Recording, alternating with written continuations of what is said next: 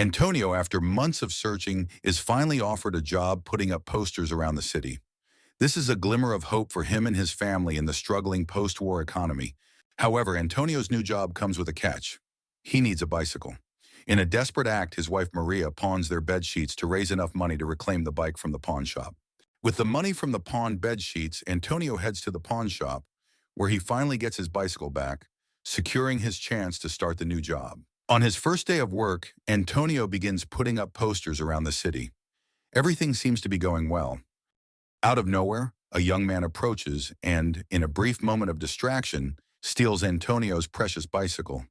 Antonio spots the thief and chases him through the crowded streets, but the thief quickly disappears, leaving Antonio in despair. With no other option, Antonio and his young son Bruno begin searching the bustling markets of Rome, hoping to find the stolen bicycle.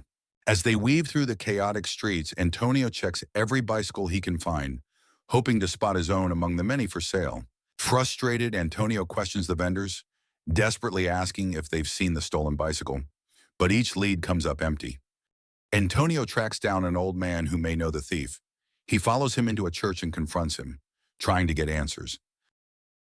But the old man dodges Antonio's questions, refusing to help, leaving Antonio even more desperate as he watches him leave.